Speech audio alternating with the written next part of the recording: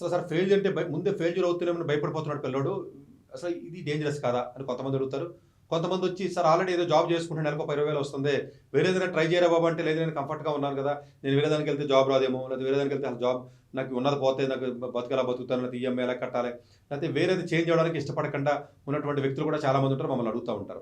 So ఈ 2 కూడా danger అండి. యాక్చువల్‌గా ఫియర్ అనేది ఏదైతే ఉంటుందో, ఫియర్ ఆఫ్ ఫెయిల్యూర్ ఏదైతే ఉంటుందో ఇది ఎట్టి పరిస్థితుల్లో కూడా ఉండకూడదు. ఉన్నప్పుడు ఎఫర్ట్ ఎక్కువ పెట్టడం. అంటే ఫుల్ ఎఫర్ట్ పెట్టిన తర్వాత ఫెయిల్ అయితే పర్లేదు.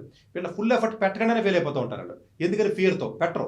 అంటే ఆ ఫుల్ ఎఫర్ట్‌ని ఎక్స్టెండ్ చేయాలండి. అంటే ఎంతవరకు మనకు మనిషికి నాకు ఎంత అవకాశం ఉందో అంతవరకు కూడా నేను అన్ని సార్లు ట్రై చేసి అన్ని సార్లు ఫెయిల్ అయినా కూడా అంత ఎక్స్పాండ్ చేయగలిగే పరిస్థితిలో ఉన్నట్లయితే అది పోతది.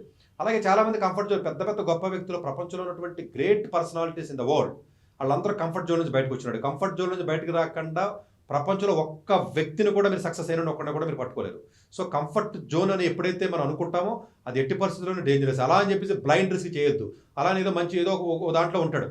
నేను బ్లైండ్ రిస్క్ చేస్తాను, నేను కంఫర్ట్లో ఉండను, నాకు జీతం ఎక్కువ కావాలి, సతీష్ గారు చెప్పారు కదా, నేను పట్టుకెళ్ళి నాకు ఈ కంఫర్ట్ జోన్తో నాకు పని ఏంటి, నేను బయటికి పోతానని చెప్పి చాలా మంది తప్పది.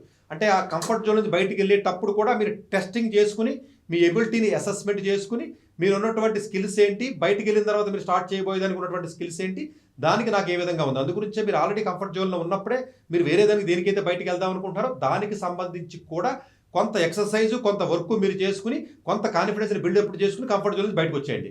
సో జస్ట్ 2-3 నెలలో, 4 నెలలో, 5 నెలలో మీరు పెట్టేదానికి సంబంధించి కొంత మనీ పెట్టుకుని అప్పుడు బయటకు వచ్చి కొంత రిస్క్ చేసినట్లయితే మనిషి ముందుకు వచ్చే అవకాశం ఉంటుంది. రిస్క్ లేని వ్యాపారం, రిస్క్ లేని చదువు, లేకపోతే రిస్క్ లేని ఏదైతే ఉంటుందో ఇవేవి కూడా ఉండవు. కాబట్టి డెఫినెట్గా కంఫర్ట్ జోన్ అనేది ఎట్టి పరిస్థితుల్లో తప్పు. అలాగే ఫెయిల్యూర్కి సంబంధించి అయితే ఫెయిల్యూర్ భయం ఇంకా డేంజరస్ అది. సో అందువల్ల ఇందులో ఏది బెటర్ అన్నదానికంటే కూడా 2 కూడా మంచిది కాదు. డెఫినెట్గా ఫెయిల్యూర్ భయం ఎట్టి పరిస్థితుల్లో ఉండకూడదు. అది భయం పోవాలనుకున్నట్లయితే సో కాన్ఫిడెన్స్ మీరు బిల్డ్ చేసుకుంటూ ఉండాలి. స్మాల్ పీసెస్లో సక్సెస్ అయినా కూడా స్మాల్ సక్సెస్ స్మాల్ కలిపితే it's pieces of success is nothing but this big success.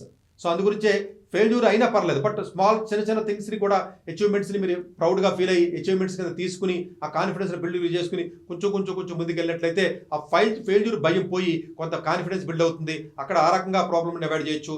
ఇక్కడికి వచ్చేటప్పటికి కంఫర్ట్ జోన్లో బయటకు వెళ్ళాలో చెప్పాను, ఆ రకంగా మీరు అవాయిడ్ చేయొచ్చు.